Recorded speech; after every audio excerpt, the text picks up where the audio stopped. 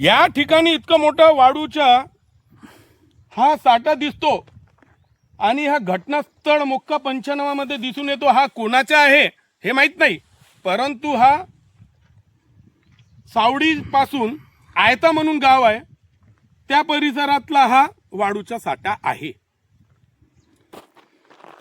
भैया रजनीकांत भैया आपल्या सोबत आहे. मी विकी देशेट्टीवार, न्यूज महानायक. तर भैया ये कितना ब्रास होगा आपके अंदाज से? ये 5,000 ब्रास से कम ये रेती नहीं है. भैया जब रेती घाट लिलाव होता है तो कलेक्टर एक नियमावली जाहीर करता है, अटी आणि शर्ती. अटी आणि शर्ती, की रेतीचं घाटाचं मूल्यांकन केलं जातं, हो, एरियाचं मूल्यांकन केलं जातं, खरी बाब आहे. एरिया बिलकुल मापला जात असतो, बरोबर किती चौरस मीटर बरोबर यानुसार त्यांना आणि किती फूट खोल बरोबर खोदकाम करून रेती काढण्याची परवानगी दिली जाते. त्याच्यानंतर त्याचा मूल्यांकन करून किती ब्रास रेती असेल त्याप्रमाणे रॉयल्टी दिली जाते. अगदी बरोबर आहे. कारण ते कसं आहे की कोणताही लिलाव करताना पहिले त्याचा सर्वे केला जातो. सर्वे केल्यानंतर मग तो लिलाव केला जातो आणि लिलावामध्ये कोणाला जर समजा कंत्राटदाराला जर वाळूचा घाट घ्यायचा असेल तर त्याची हर्रास होतो. हर्रास झाल्यानंतर मग त्याला एक क्षेत्रफळ दिला जातो की या क्षेत्रफळामधूनच तुम्हाला वाळूचा उपसा करायचा आहे आणि तेही जेसीबी किंवा इतर यंत्रणेने करायचे नसतो. आणि ते खोद किती करायचं आहे म्हणजे खोलवार ज्याला डीप म्हणतो आपण, तो डीप किती घ्यायचा आहे त्याच्याही अटी आणि शर्तीमध्ये ते उल्लेखित असतो. आणि त्याला जितकं म्हणजे रॉयल्टी दिल्या जाते ते रॉयल्टी प्रमाणेच त्याला ते माल लोकांना विक्री करायची असते. परंतु इथं मला वाटत नाही की एवढा मोठा जे साठा आहे त्याची रॉयल्टी ऑप्शन मध्ये नमूद करून दिली असेल. कारण का हा असं घटनास्थळ दिसतोय मला की सगळ्याकडे म्हणजे जंगलसारखं आहे आणि इथं कोणताच मंजूर नकाशा नाही किंवा बांधकामाची परवानगी नाही. आणि जरी कोणाला एखाद्याला बांधकामाची मंजुरी असली, परवानगी असली, तरी त्याला बांधकामाला किती वाळू लागते एस्टिमेट प्रमाणे तेवढंच तो साठवणूक करू शकतो. अर्थात इथं कोणताही मंजूर नकाशा नाही, बांधकाम नाही, बांधकामाची परवानगी नाही. त्यामुळे निश्चितच हा कोणाच्या तरी अज्ञात व्यक्तीचा हा वाळू साठा अवैधरित्या असल्याचं दिसून येतं. भैया आपल्याला थोडंसं लक्षात येतो इथे सागवानाचे झाडं दिसत आहे.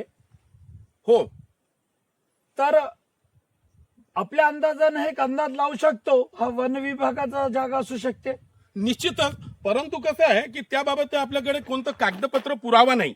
त्यामुळे हे फॉरेस्ट लँड आहे असं मी सांगू शकणार नाही. परंतु हे एखादं खाजगी व्यक्तीचं जर समजा शेत असलं तर तो शेतमालक सुद्धा सागवानाचे झाड लावू शकतो.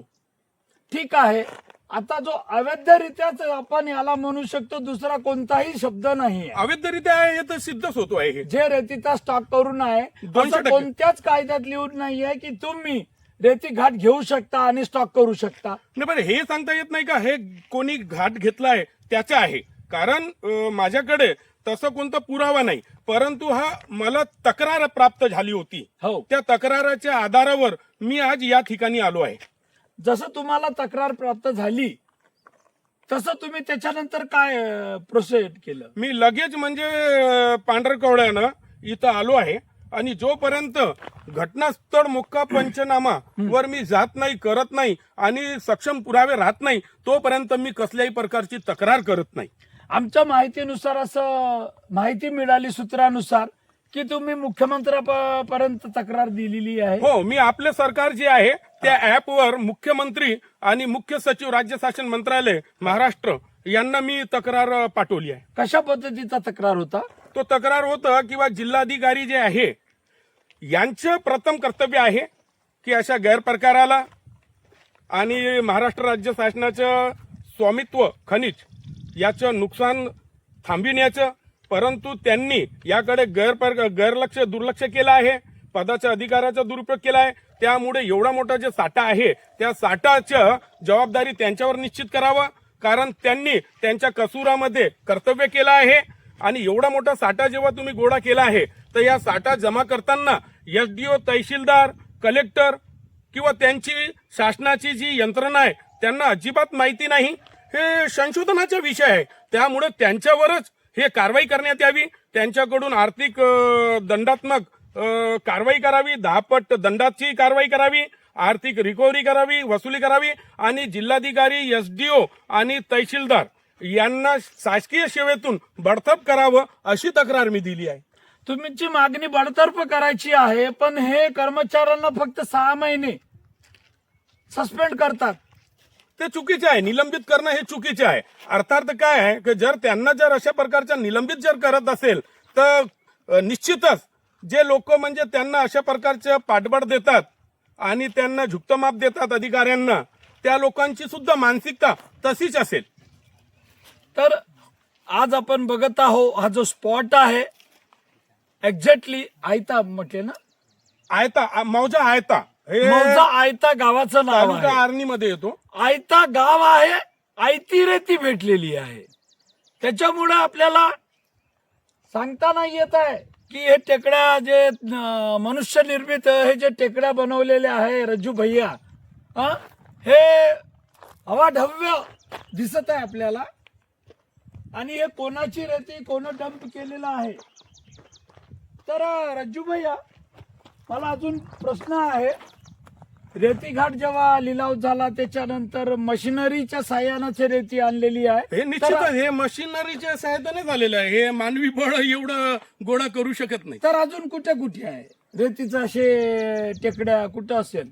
आम्ही आमच्या तक्रारीमध्ये पाटण बोरी ते झरी जामनी हो. तालुक्याला जाणारं पाटण गाव आहे. हो. तर त्या मार्गावर सुद्धा असेच मोठमोठे वाळूचे अवैध स्वरूपात गोळा केलेलं, साठवणूक केलेलं वाळू आहे. काय तुम्ही आपण तुमच्या सोबत मी 100% येणार, पण त्याही तिकडे सर्वे करणार का आपण? 200% प्रश्नच नाहीये. माझ्याकडे लोकांनी सामाजिक कार्यकर्ता आणि विसल ब्लोअर आणि RTI कार्यकर्ता म्हणून तक्रार केली आहे. त्या निश्चितच माझ्याकडून त्यांना न्याय मिळेल या अपेक्षेनं त्यांनी तक्रार केलेली होती.